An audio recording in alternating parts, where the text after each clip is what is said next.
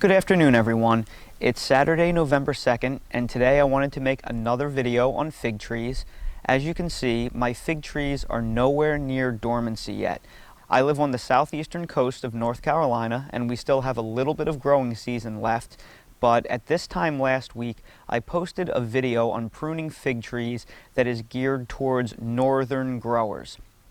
It was a very descriptive video, and I will link to it right above so everyone can find it, and it explains why, how, and when to prune your fig trees. And I made this because while my growing season may not be over, in the Midwest and in the Northeast where there are a lot of fig growers, your season may be, so I wanted to get out ahead of it so you wouldn't have to wait for me.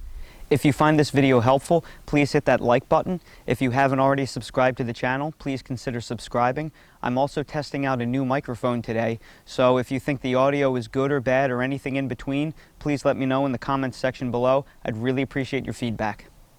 My goal of this video was to follow up that video with a video on how to take cuttings and root cuttings from your fig trees. But I thought about it and I realized that that was a little bit premature. And for the reason why, I want to tell you a story about what I went through last year. For the past several years, I always dreamed of having a number of fig trees. I've always loved them, and it's so hard to get ripe figs in grocery stores, so I knew I'd have to grow my own. And last year, I started to have a new home built, and I knew that home was going to be ready in the end of September. So I spent spring and summer making a big detailed list of all of the different fig trees that I wanted that I thought would do well in my climate. And then my house was done. I moved in the end of September 2018, and then as soon as cuttings started becoming available on the market in mid to late October, I went nuts. I took my list and I bought a whole bunch of different varieties, and that wound up being a problem for me because of the time frame that I wound up rooting my cuttings in.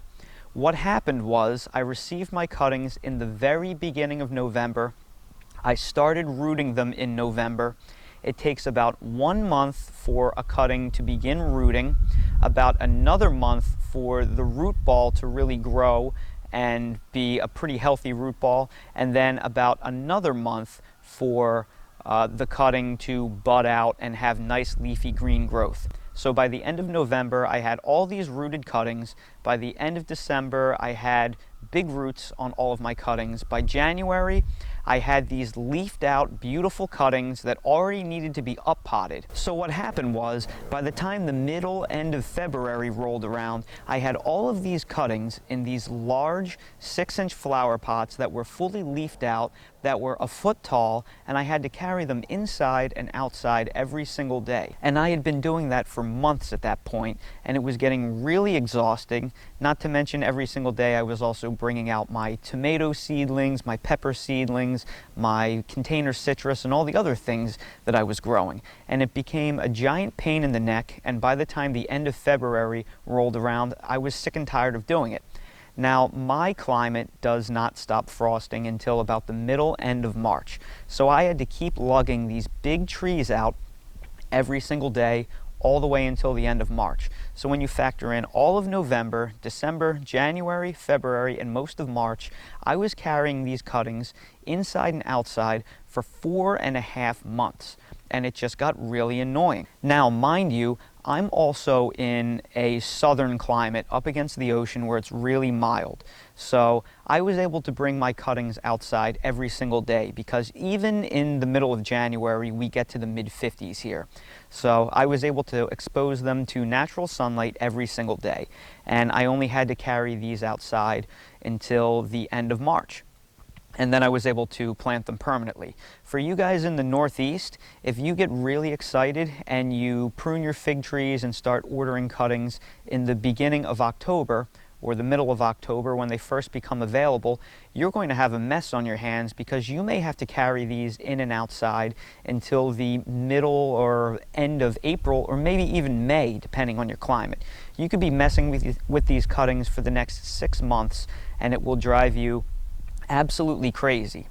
What is even worse is if you have a very cold northern climate, you may have to do all of this with grow lights, and then you're going to have to deal with the electric bill, the lights running all the time, changing the bulbs if some of them break on you, the fungus gnat explosions that will periodically happen throughout the winter as you're trying to raise these cuttings indoors, the issues controlling moisture. And by the time 6 or 7 months go by, you're going to be sick and tired of dealing with these cuttings. So my recommendation to all of you is to not jump the gun, and as soon as cutting season starts or as soon as your trees go dormant, to quick run outside and take as many cuttings as you can and start rooting them. Your trees will preserve the cuttings for a very, very long time. Fig wood doesn't desiccate until you get into the mid to low teens. On some varieties, it can go even longer before desiccation and can handle even lower temperatures. So if you're in the Northeast and the Midwest and you're seeing low temperatures in the mid to upper 20s or low 30s, there is no reason to jump the gun and run outside and go and take all of your cuttings. Leave your cuttings on the trees for as long as possible until you see temperatures in, let's say, the upper teens, because with microclimates, if you get a forecast temperature of 18, you may be in a cold spot that suddenly sees 15. So until you start seeing high teens in the forecast, there's no reason to rush out and take cuttings. Let them stay fresh and alive on the tree for as long as possible. And if you're a person that has container figs and you bring them in every single year into your garage, there's no reason to rush to take cuttings at any point if you're keeping them in a garage that never really sees temperatures below freezing. So I recommend take your time, don't get too excited, and leave the wood on the trees for as long as possible. My personal plan, because I learned so much last year, I won't be taking my cuttings until probably early January. And the reason why is I don't want to have to root my cuttings until January. That'll be the perfect time frame for me, because if I root my cuttings in January, they should root by the end of January, have a nice root ball by the end of February, and then leaf out really nice for me by the end of March. So there's about a 90 to 120 day period that you're looking at for you to stick your cuttings in the ground, have them root, mature, get nice leaves on them, and then slowly acclimate them to real sunlight and warmer temperatures as you bring them outside. So whatever your last chance of frost is, count back about 90 to 120 days. If you want to be really conservative, go back 120 days, and that's about when you really want to root your cuttings. Now, let's say you're not in as casual of a situation that I'm in, and you have to get your cuttings now. Maybe there are local growers in the Northeast that have the best selection now and the freshest cuttings that you can take now, or maybe you really do have upper teens that are in the forecast and you need to run out and take cuttings from your in-ground trees. If you don't have flexibility, well, I have some good news for you. You can take your cuttings and you can put them in a 1-gallon Ziploc freezer bag, and you can wrap them up in that freezer bag, squeeze all the air out, and you can keep them in the vegetable crispers inside of your refrigerator for a few months, and the cuttings will stay fresh in there. I do recommend periodically taking the cuttings out, opening the bag, letting some fresh air in the bag, and then rolling it back up, because you don't want to create an anaerobic environment where there's no fresh air entering that bag. But if you just go in every day or two and just open the bag and then rewrap them up and put them back in your refrigerator, you can store cuttings for months and they will stay reasonably fresh. The best thing is to always let the cuttings stay uncut from the tree as long as possible to keep them truly fresh, because the fresher the cutting is, the better chance it has to root.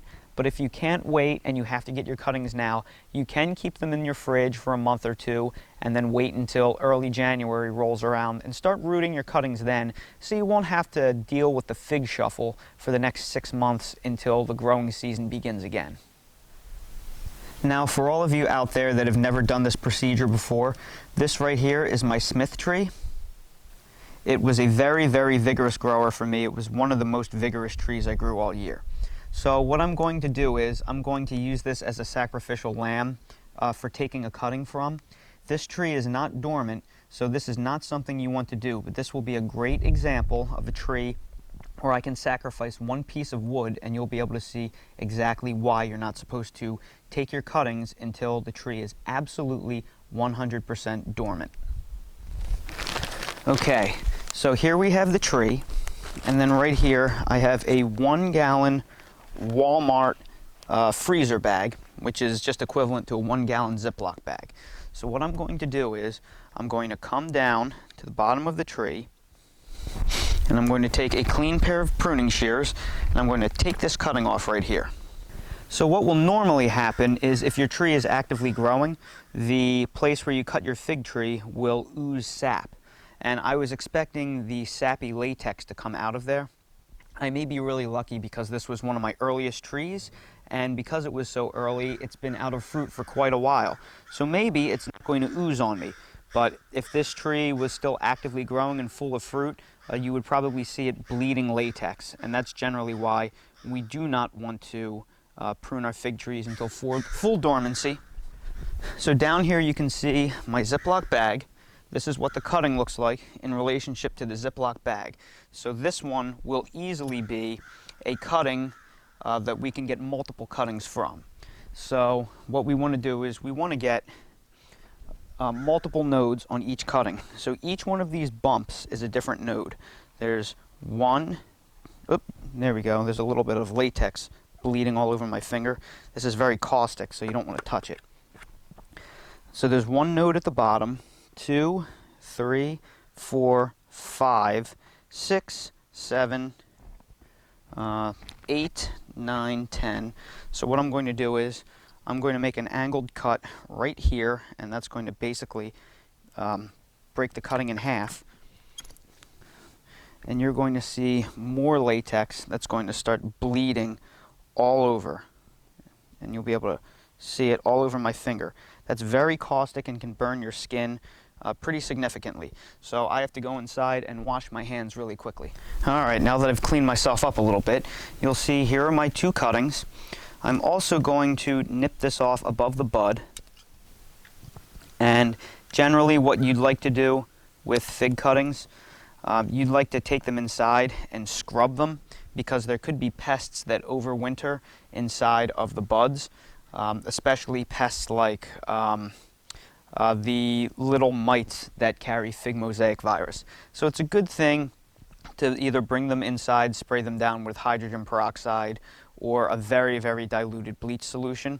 But for the time being, since these are just trial cuttings, the next thing we're going to do is we're going to label them. So for you folks out there that have already purchased your cuttings or taken your cuttings, the first thing I recommend you do is you label them with either a standard black permanent marker or one of these oil-based paint markers. And we will label these as Smith.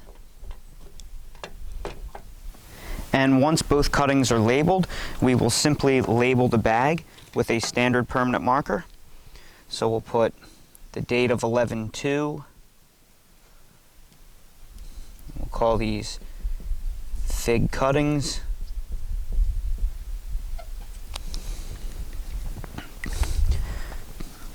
And then under normal circumstances, we would have already scrubbed these gently, washed them, and then let them dry. But let's just assume we've already done this for the sake of the video. And then you would just simply open one of these 1-gallon bags, put them inside, try to get most of the air out.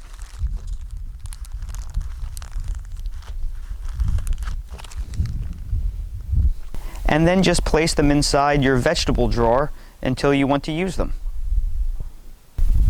For those 2 Smith cuttings that I just took, I'm going to keep them in the refrigerator so the sap flow stops.